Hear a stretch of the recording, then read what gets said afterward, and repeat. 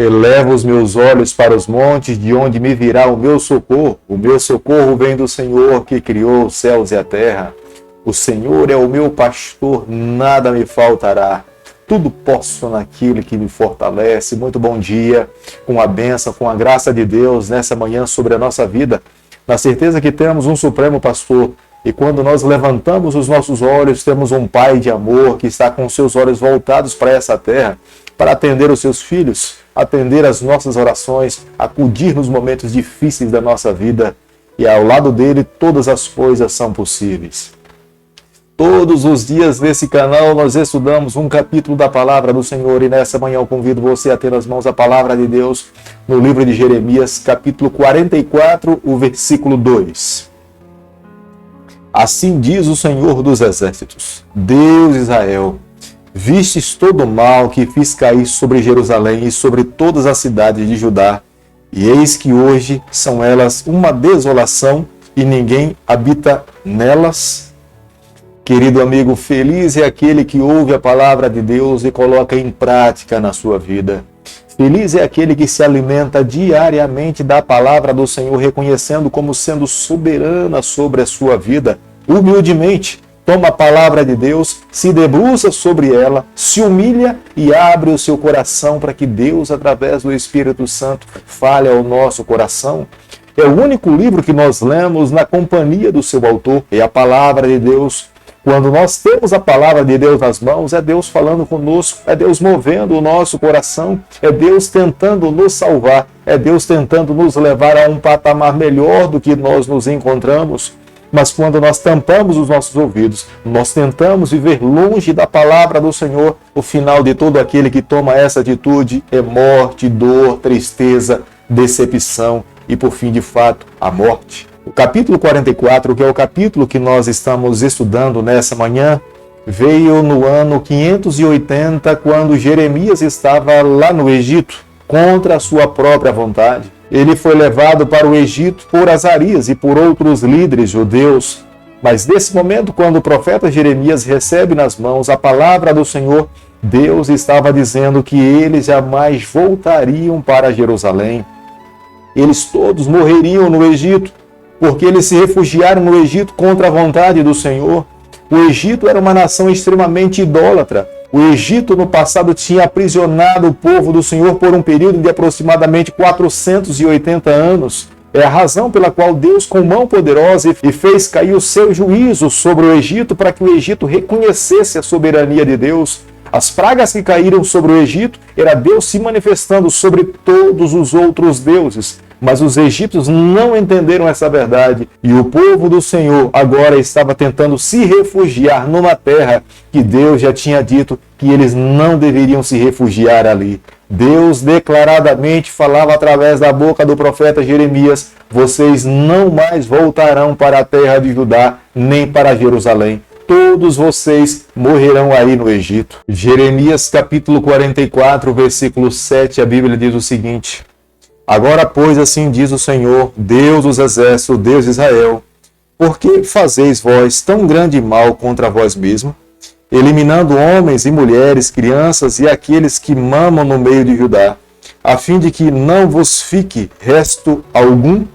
Deus estava nesse momento declarando através da boca do profeta Jeremias que eles eram responsáveis pelas decisões que eles tinham tomado. Insistentemente, Deus tentou salvar o seu povo. Por diversas vezes, o profeta Jeremias os advertiu e mostrou a vontade de Deus para que eles pudessem viver uma vida feliz. Mas eles escolheram caminhar contra a vontade de Deus. Tamparam os seus ouvidos para não ouvir a voz do Senhor. Além de estarem no Egito, eles estavam voltados para as práticas idólatras dos egípcios. Era a razão pela qual Deus não queria que o seu povo se aliasse com os egípcios, porque eles eram extremamente idólatras, completamente contra a vontade do Senhor. Quando nós nos recusamos a ouvir a voz de Deus, quando nós nos recusamos a aprender das lições dadas por Deus para a nossa vida, a nossa caminhada se torna uma caminhada de tristeza, de dor e decepção. Foi o que de fato aconteceu com o povo do Senhor.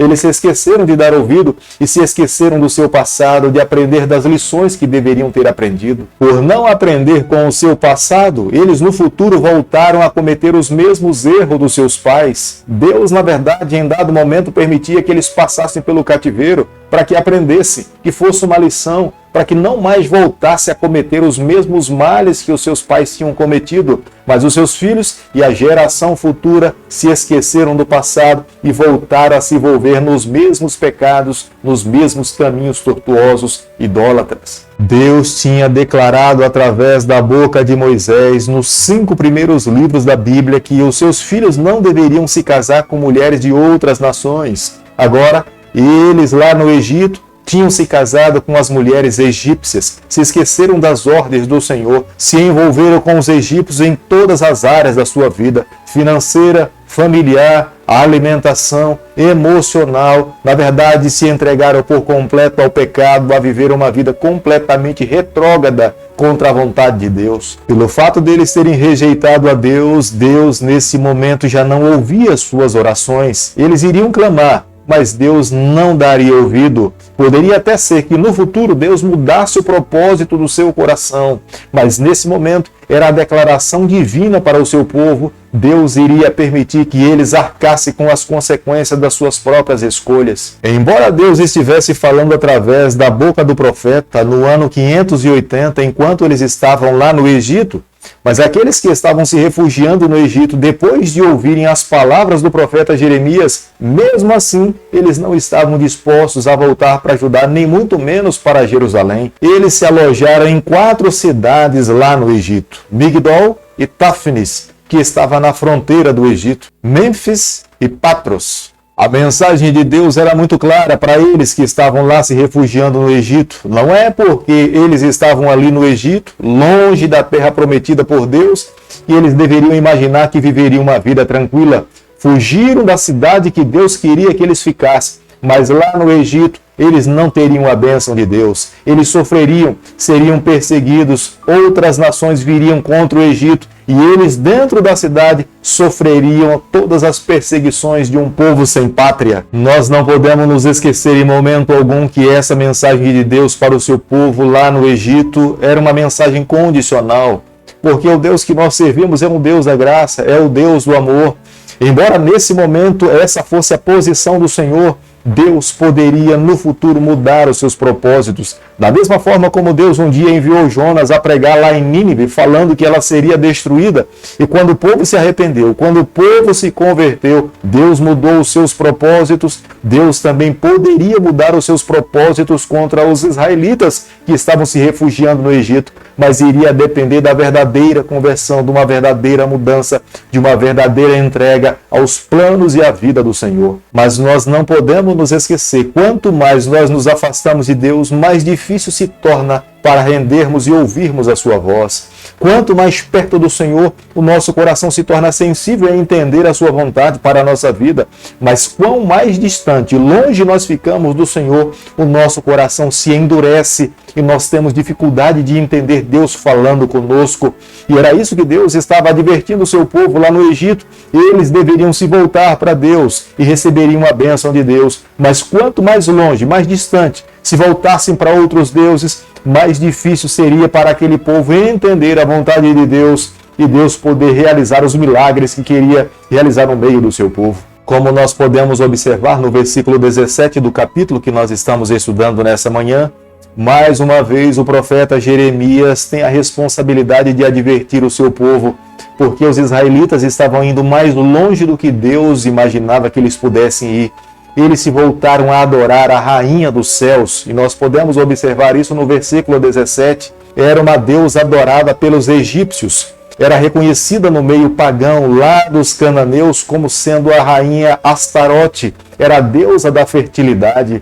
Essa deusa, no momento em que os adoradores estavam lhe adorando, eles se cortavam, eles se envolviam sexualmente, eles se envolviam em muitas práticas pagãs. E Deus, olhando do céu, olhando para o comportamento do seu povo, Deus aborrecia e Deus enviou mensagens ao profeta Jeremias para que pudesse advertir ao seu povo que estava no Egito. Muitos que viveram no período do rei Manassés, foi um rei apostatado, um rei que desagradou a Deus.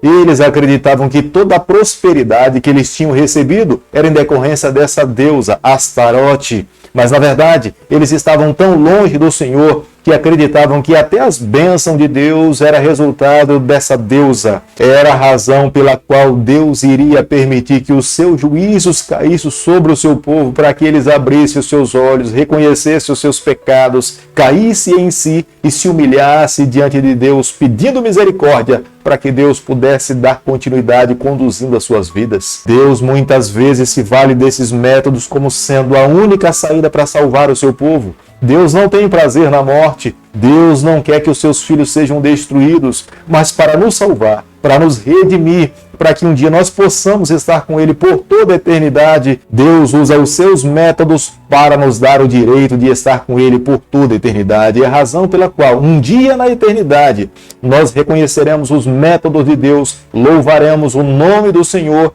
e reconheceremos que a sua bondade é infinita. A tradição judaica nos fala que depois de Jeremias ter condenado essas práticas pecaminosas dos hebreus que estavam no Egito, eles pegaram o profeta Jeremias e o apedrejaram até a morte. Mas existem outras tradições que falam que o profeta Jeremias, depois que Babilônia invadiu o Egito, ele foi levado de volta para Judá, onde ele morreu de morte natural. Na verdade, um dia na eternidade, conversando com Jeremias, ao lado de Deus, nós saberemos toda a verdade. Vale a pena hoje andarmos ao lado do Senhor, esperarmos no Senhor, confiarmos nele, para que as suas promessas se cumpram na nossa vida. Querido amigo, hoje é o dia de nós abrirmos o nosso coração e nos colocarmos ao lado do Senhor. Gostaria você hoje de entregar a sua vida sem reserva nas mãos do Senhor? Oremos a Ele, pedindo a bênção do Senhor sobre cada um de nós. Querido Pai, em Tuas mãos, nessa manhã, nós nos colocamos. Queremos viver exclusivamente para o Senhor. Nos toma nas Tuas mãos, perdoa os nossos pecados, escreve o nosso nome no Teu livro, é o nosso pedido e a nossa oração que nós fazemos em nome de Jesus. Que o Senhor te abençoe e te guarde, que Ele faça resplandecer o seu rosto sobre você, que Ele tenha misericórdia de você, que sobre você, nessa manhã, Ele levante seu rosto e conceda a sua paz em nome de Jesus. Amém.